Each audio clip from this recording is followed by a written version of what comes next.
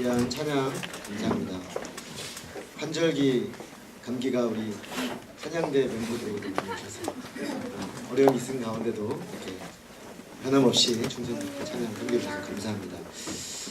저는 이 3대 예배가 되면은 참 행복합니다. 왜냐면은 우리 어린이들과 함께 한 자리에 모여서 모든 세대가 예배할 수 있다는 것이 얼마나 큰 은혜인가 마음에 깊이 와닿습니다. 왜냐하면 저는 개인적으로 20살 때까지 신앙이 없었기 때문에 부모님과 함께 앉아서 예배한다는 것이 뭔지 잘 모르거든요. 근데 제가 부모 세대가 되어서 자녀들과 함께 예배할 수 있다는 게 얼마나 기쁘고 행복한 일인지 모르겠습니다. 그리고 우리 어린이들이 사실 1시간 반 정도 되는 예배 시간에 꼼짝하지 않고 말씀을 듣는 일이 쉬운 일은 아니죠. 그런데 인내하면서 하나님께 집중하고 예배에 집중하고 말씀에 집중하는 모습들이 참 사랑스럽습니다. 우리 그런 점에서 우리 어린이들 옆에 격려를 좀 해주시면 좋겠습니다. 이 자리에 있는 것이 참 귀하구나 이렇게 격려 한번 해주십시오. 네, 감사합니다. 감사합니다. 그리고 우리 서로 또 이렇게 인사해 보겠습니다. 우리 함께 할 수 있어서 이 자리에 함께 할 수 있어서 감사합니다. 인사하겠습니다. 함께 할 수 있어서 감사합니다. 네. 오늘은 저희 사도신경 나는 믿습니다 시리즈 15번째 말씀으로 다시 오실 예수님을 믿습니다 라는 제목으로 말씀드리겠습니다. 잠깐 기도하겠습니다. 사랑하는 아버지 하나님, 오늘 주님께서 우리 모든 전 세대가 예수 그리스도 이름 아래 모이게 하시고 하나님 앞에 차별함 없이 구별함 없이 그리스도 안에서 우리를 받으시는 하나님께 나아가 예배하며 찬양하며 경배할 수 있는 놀라운 은혜를 주셔서 진실로 감사를 드립니다. 하나님, 이 예배가 하나님께 온전히 영광 돌리는 예배가 되게 하여 주시고 우리 교회의 모든 전 지체들, 저 어린아이들까지 주님의 은혜에 함께 참여하는 복된 시간이 되기를 소망합니다. 어린아이의 입술을 들어서 강한 자를 부끄럽게 하시는 주님께서 이 시간 하나님의 말씀으로 우리 심령의 역사하심으로 하나님의 은혜가 차고 넘치게 하시고 특별히 재림의 신앙을 다시 우리 심령에 새롭게 하고 주님 다시 오실 그날을 소망하며 아멘 주 예수여 오시옵소서 고백하며 나아가는 복된 시간 되도록 역사해 주시기를 기도합니다. 주의 성령께서 시종 주관하여 주시고 인도해 주시기를 기도드립니다. 예수 그리스도 이름으로 기도했습니다. 아멘. 오늘 우리가 함께 볼 말씀은 예수님의 재림에 대한 것입니다. 재림에 대한 것인데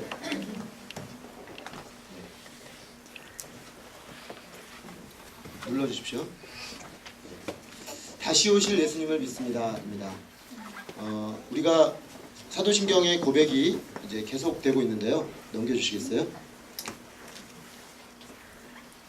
네, 사도신경은 우리가 매번 전체 구절을 보면서 가면 좋겠습니다. 첫 번째로 성부 하나님에 대한 믿음, 전능하신 창조주 아버지 하나님을 믿습니다 라고 우리 고백합니다. 성자 예수님에 대한 믿음은 두 가지로 되어 있습니다. 예수님의 인격, 두 번째는 예수님의 사역입니다. 예수님의 인격은 예수님은 누구신가? 하나님의 아들이시고 주시고 예수 그리스도시다. 예수님의 사역, 예수님은 무엇을 하시는가? 그분은 먼저 낮아져 오셨고 다시 높아져 가셨습니다. 낮아져 오신다는 것은 성육신하시고 고난을 받으시고 십자가에 죽으시고 장사 지낸다는 것을 의미합니다. 그리고 높아지신다는 것은 이제 부활하시고 승천하셔서 하나님 우편에 앉으셔서 다시금 재림하여 오시는 것을 말합니다. 저희가 이제 이 예수님의 재림에 대한 신앙 고백을 오늘 살펴보려고 하는 것입니다. 그 뒤에 성령 하나님 또 교회와 죄 용서와 부활과 영생에 대한 믿음이 이어지겠습니다. 자, 그러면 우리가 재림의 하나님 다시 오실 예수님을 믿습니다라는 그 믿음의 어떤 고백을 사도신경의 고백을 보면 아주 크게 단순하게 보면 둘로 나뉘어집니다. 저리로서 산자와 죽은 자를 심판하러 오시리라. 저리로서 오시리라. 재림의 사실입니다. 예수님께서 지금 하나님 보좌 우편에 앉아서 하나님과 함께 통치하고 계신데 그분은 마침내 다시 오신다는 것이죠. 처음 초라한 어린아이의 모습으로 오셨던 것처럼. 그러나 그때는 영광스러운 천군 천사를 거느리는 왕으로 오신다는 것입니다. 근데 왜 오시는가? 목적이 산자와 죽은 자를 심판하러 오신다는 것입니다. 이것이 우리의 재림신앙의 고백의 아주 핵심적인 고백이라고 볼 수 있습니다. 근데 오늘날 한국 교회 안에는 일반 보편 건강한 교회들 안에 재림신앙이 상당히 약화되어 있다고 볼 수 있습니다. 사실 재림신앙에 대해서 얘기하는 것 자체를 좀 꺼리는 경향이 있습니다. 왜냐하면 재림신앙은 왠지 이단들이 말하는 것 같거든요. 그래서 먼저 왜 우리가 이 재림신앙을 이렇게 약화시켜 놓고 이 신앙 고백을 흐려놓았는가, 그 원인을 좀 생각해 보면 좋겠습니다.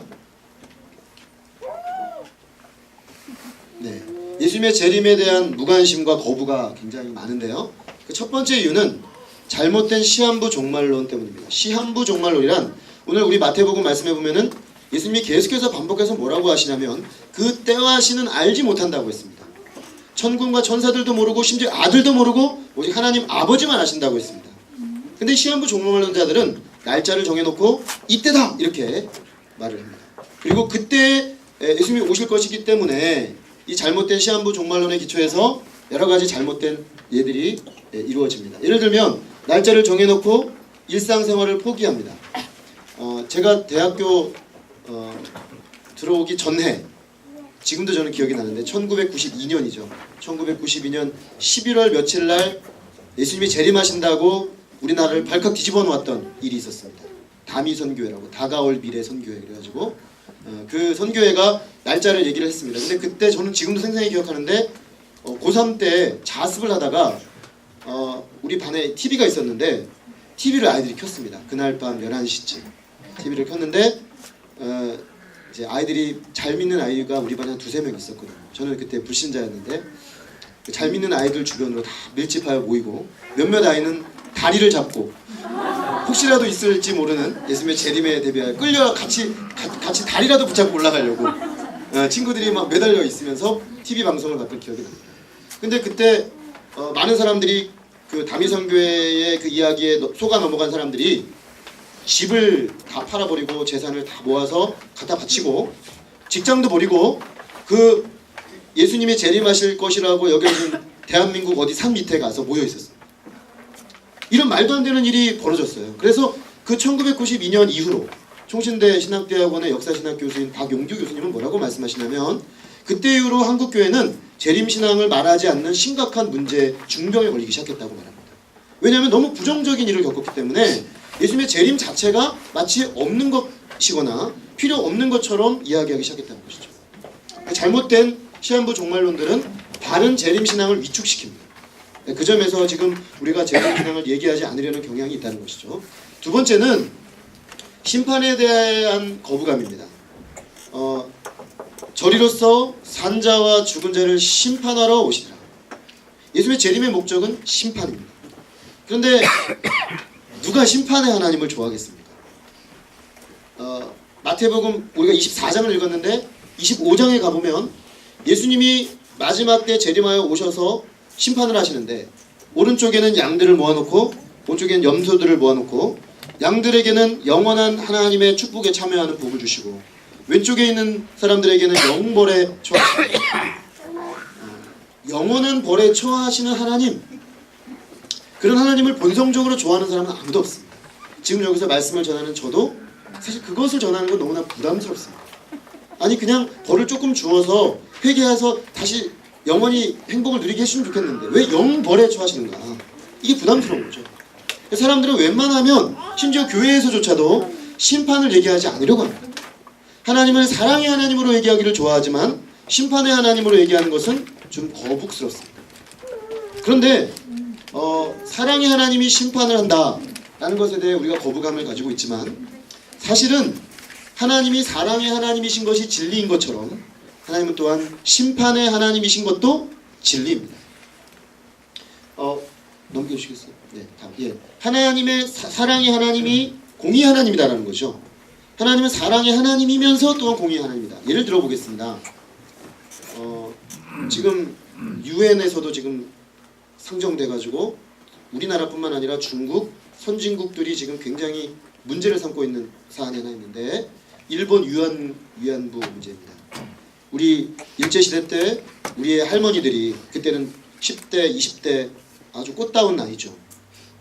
끌려가가지고 일본 군들의 그 전쟁터를 따라다니면서 성적인 착취를 당했습니다. 그래서 그 인생이 다 망가지고 몸과 마음이 병들어서 아직까지도 그것이 치유되지 않은 상태로 있는 것이죠. 제가 얼마 전에 한 TV 다큐멘터리 프로그램을 봤는데 위안부가 있었던 곳은 당시 일본이 중일 전쟁을 일으켜서 중국, 그 다음에 저쪽 동남아 지역 군대가 가는 곳 어디나 다 있었습니다. 그래서 한국뿐만 아니라 중국, 베트남, 저쪽 캄보디아 전역으로 그 여성들이 피해를 입었습니다. 그런데 지금까지도 이것에 대해서 합당한 사과를 하지 않고 역사적 책임을 지지 않고 어떤 그것에 대해서 응분의 그 국가적인 책임을 지지 않는 모습에 지금 고통당한 사람들이 흥분하는 것이죠. 분노하는 것이죠. 만약에 하나님은 사랑의 하나님이니까 이런 것들은 눈을 감으셔야 된다고 말한다면 그것을 사랑이라고 할 수 있는 거야. 특별히 그 피해를 받은 사람들의 입장에서 봤을 때 과연 그들이 그것을 하나님 사랑의 하나님이니까 심판은 없다 이렇게 말한다고 하면 그 피해자들이 과연 그 하나님을 사랑의 하나님으로 받아들일 수 있겠냐는 거죠. 그러니까 사랑의 하나님이라고 했을 때 심판이 없다는 것이고 사랑의 하나님은 아닙니다. 독일의 히틀러가 2차 세계대전 때 600만 명의 사람을 죽였습니다. 소련의 스탈린이 2천만 명의 사람을 죽였습니다. 그런데 억울하게 죽은 거죠. 수많은 사람들이 억울하게 죽었습니다. 근데 그 수많은 사람들이 억울하게 죽어간 그 사람들에게 대해서 하나님께서 그 히틀러에 대해서 나는 히틀러를 사랑하니까 히틀러를 용서하겠다. 죄 회개도 하지 않았고 자기 잘못을 인정하지도 않았는데 용서하겠다 한다면 그 하나님을 우리가 그냥 사랑의 하나님으로 받을 수 있겠냐는 것입니다. 우리는 너무나 조금 약간 나이브하게 쉽게 생각합니다. 하나님은 사랑의 하나님이니까 심판은 없어져야 된다. 심판이 있을 수는 없다. 마지막 심판은 그건 부당하다라고 쉽게 생각을 하지만 사실은 최종 하나님의 심판이 있어야만 하나님의 그 사랑도 온전하게 세워지는 것이죠. 그래서 하나님은 사랑의 하나님이면서 공의의 하나님이시고 공의의 하나님이시면서 사랑의 하나님이십니다. 그러므로 예수님의 재림은 있을 뿐만 아니라 그분의 공의의 마지막 심판도 있을 것이라는 것입니다. 우리가 오늘날 재림을 잘 받아들이지 않는 세 번째 이유는 세상 사람과 세속화입니다. 세속화는 다른 것이 아니라 이 세상이 전부라고 생각을 하고 이 세상이 영원히 갈 것처럼 생각하고 이 세상에 가치를 두고 사는 것을 세속화라고 합니다. 그래서 오늘날 심지어 신자들조차도 세상을 하나님보다 더 사랑합니다. 그런데 기독교 역사 2000년을 보면 보편적으로 세상살이가 어려우면 천국 소망이 커집니다. 초기 교회가 핍박을 받고 믿음으로 사는 게 너무나 힘들고 고통스럽지만 세상살이가 너무나 고통스러웠지만 그럴수록 하나님 나라에 대한 소망이 컸던 것이죠. 그런데 우리나라도 초기 교회가 그랬는데 이제 70년대 80년대 물질적으로 부유해지고 가진 것이 많아지면서 우리의 그 마음의 소망이 저 천국 하나님 나라가 아니라 여기 이곳 이 땅에서의 만족과 유익과 편리와 풍요로움에 마음을 뺏겨버렸다는 것이죠. 그래서 재림에 대한 소망은 점점 더 약화되고 이 세상에 온통 소망을 둔 재림신앙은 저 멀리 나와는 관계없는 것으로 밀려나게 되었다는 것입니다. 네 번째로 예수님의 재림의 영광에 대한 무지입니다. 이건 세 번째 거랑 연결되어 있는 것인데 만약에 예수님이 재림하여 오시는 것이 정말로 좋은 것이라면 그것이 너무나 좋은 것이라고 한다면 사람들은 그것을 소망하겠죠. 우리 성경의 맨 마지막은 내가 속히 오리라 아멘 주 예수여 오시옵소서 이렇게 끝이 납니다. 사실은 재림의 소망으로 끝이 납니다. 이 신앙 고백의 결정판이 재림신앙이라고 볼 수 있습니다.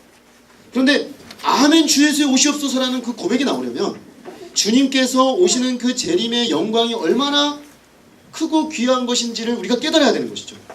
그런데 이것에 대해서 너무나 무지합니다.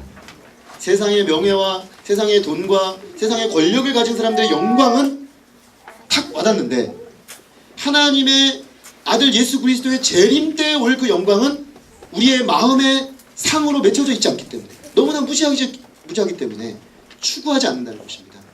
그래서 아멘 주 예수여 오시옵소서 요한계시록의 그 끝이 나오기 전에 19장, 20장, 21장에 걸쳐서 이 사도 요한은 예수님의 재림의 때 이루어질 놀라운 영광을 우리에게 아주 강렬한 그림으로 그려줍니다. 그러므로 우리가 재림신앙을 회복하기 위해서는 이 그림, 재림신앙의 영광, 재림의 영광을 회복해야 된다는 거죠. 예, 우리가 이렇게 무관심과 거부의 요인들을 이렇게 하나씩 제거를 하고 나면 이제 우리에게 이제 한 가지 중요한 질문이 생깁니다.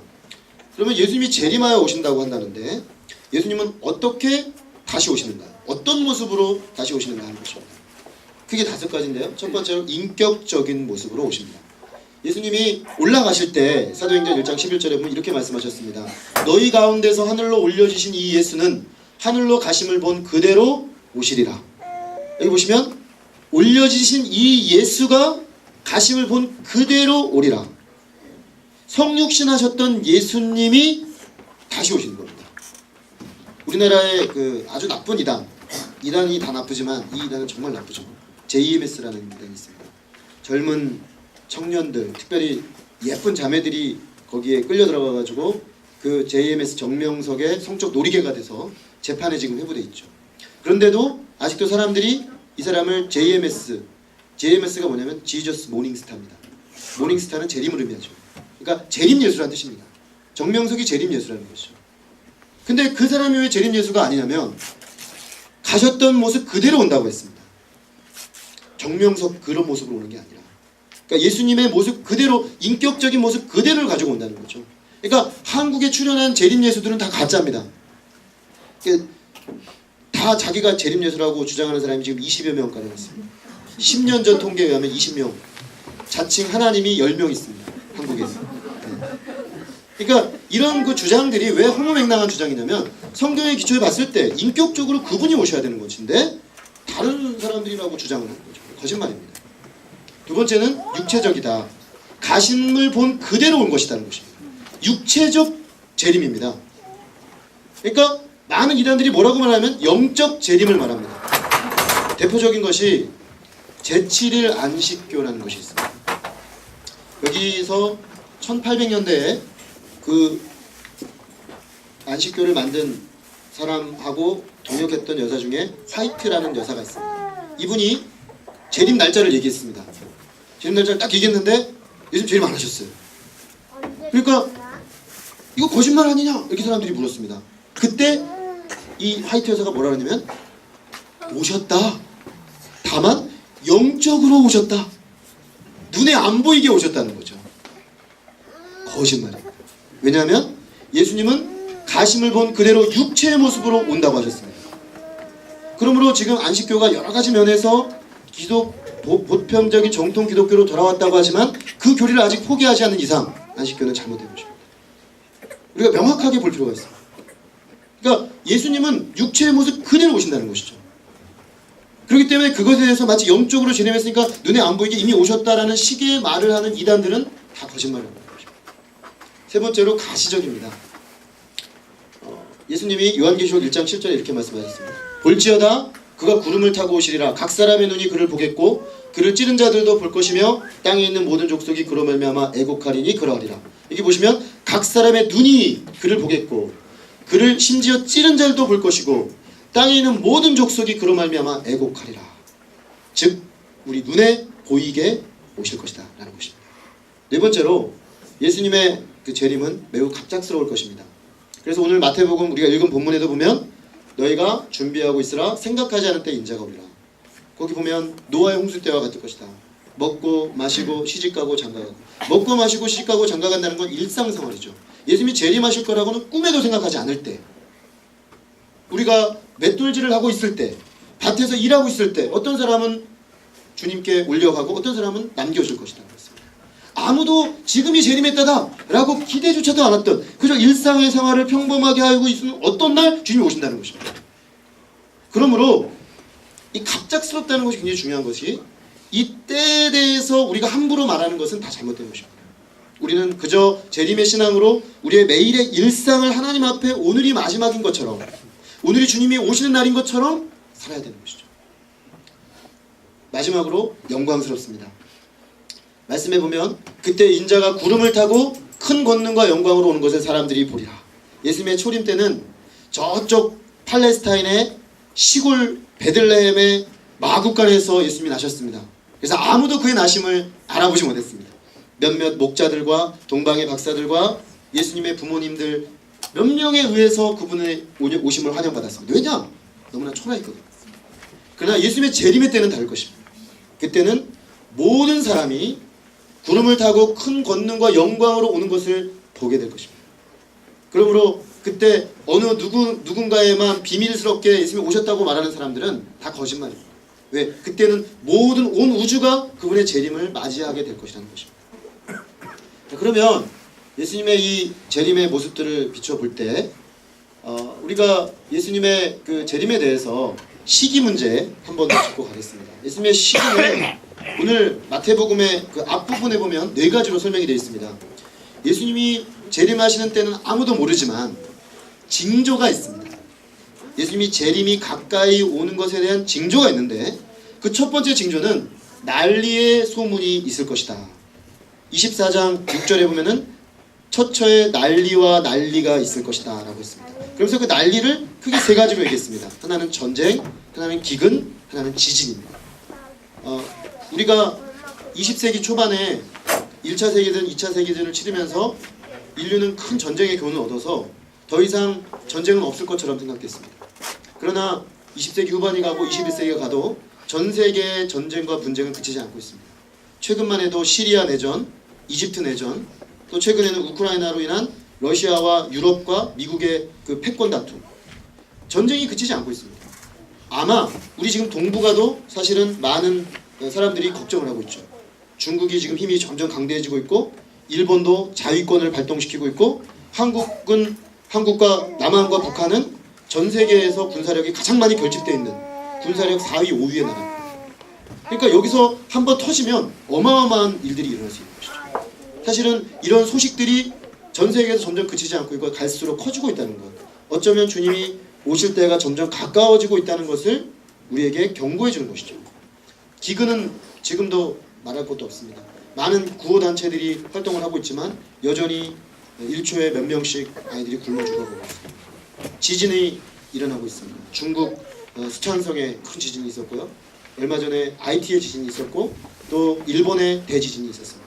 지진의 빈도는 지질학자들이 연구를 한 바에 의하면 20세기 초반 1900년이 들어올 때까지는 지진이 거의 없었다고 볼 정도로 적었습니다.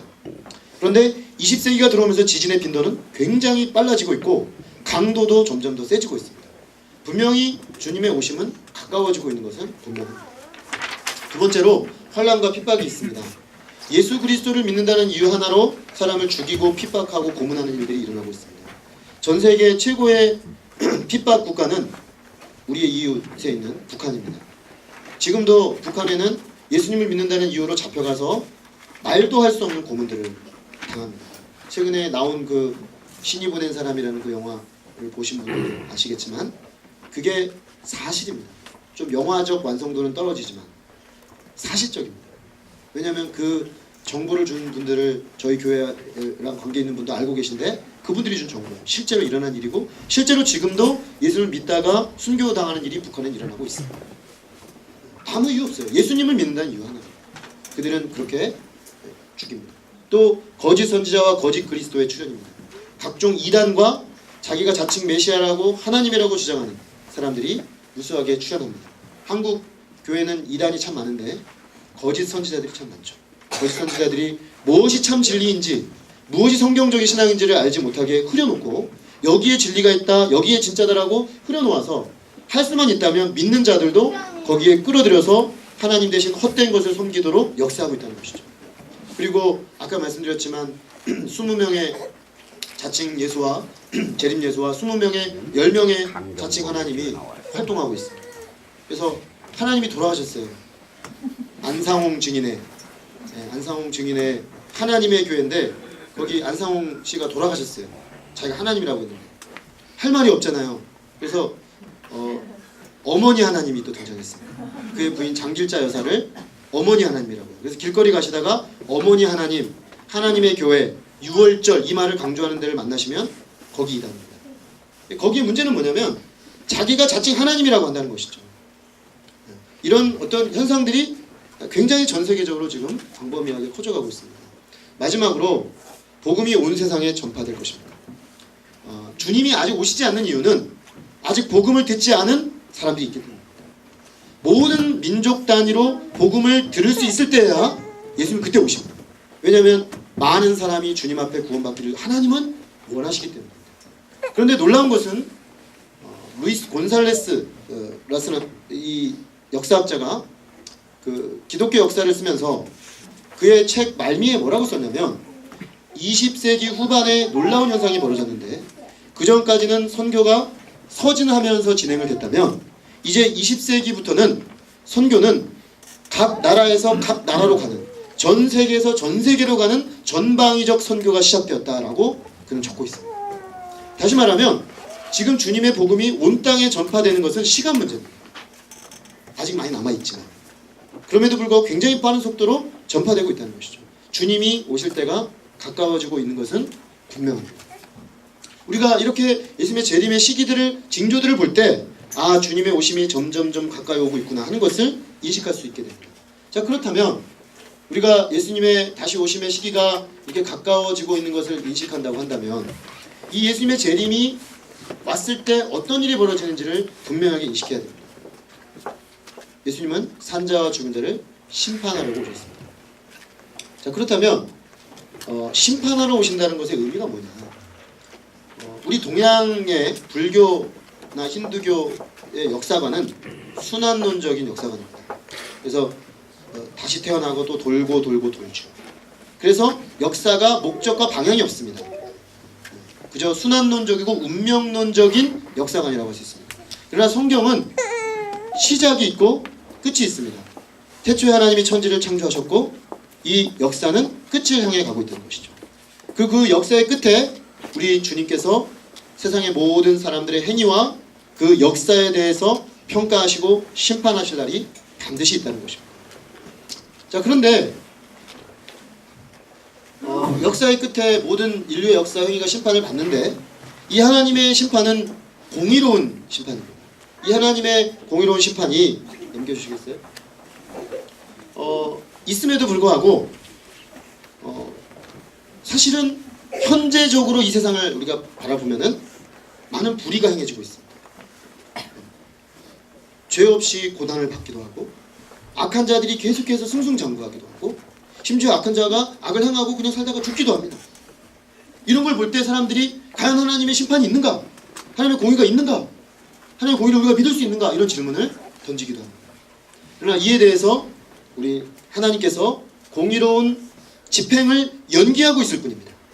왜냐하면 하나님은 은혜로우시기 때문에 할 수만 있다면 죄인들도 회개하여 주께 돌아오기를 바라시기 때문에 주님은 인내하며 기다리십니다. 그러나 그 인내가 길어지면 길어질수록 이 땅에서 주님의 재림을 소망하며 믿음으로 살아가는 사람들에게는 고통이 있죠. 주님의 공의가 속히 시행되지 아니하고 주님의 공의로운 심판이 나타나서 불의를 다 청산했으면 좋겠는데 지금 있는 이 불의함 때문에 마음의 아픔과 고통이 있습니다.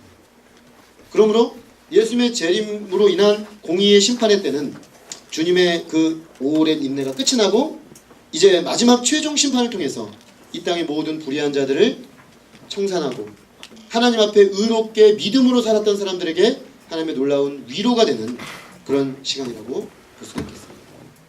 우리가 이렇게 재림을 심판의 때로 보고 믿고 살아간다는 것은 크게 두 가지 재림을 기다리는 태도를 우리에게 요구합니다. 오늘 24장 본문에 기초해서 보면 첫 번째로 깨어 있어야 됩니다. 오늘 계속해서 깨어 있으라 했습니다. 그분이 언제 오실지 모르기 때문에 깨어 있으라. 근데 깨어 있는 게 어떻게 하는 겁니까? 24시간 잠도 안 자고 눈을 부릅뜨고 졸린 눈을 부릅뜨고 앉아서 기다리는 겁니까? 여기서 깨어 있으라는 것은 영적인 각성을 의미합니다. 영적으로 잠들지 않고 깨어 있는 상태가 되는 거죠. 그럼 영적인 각성을 하려면 하나님의 말씀과 기도가 살아있어야 됩니다. 하나님 말씀이 살아있어야 우리가 말씀 앞에 영적으로 깨어있게 되고 기도가 살아있어야 하나님과의 교제 속에서 생명력 있는 깨어있음이 나타납니다.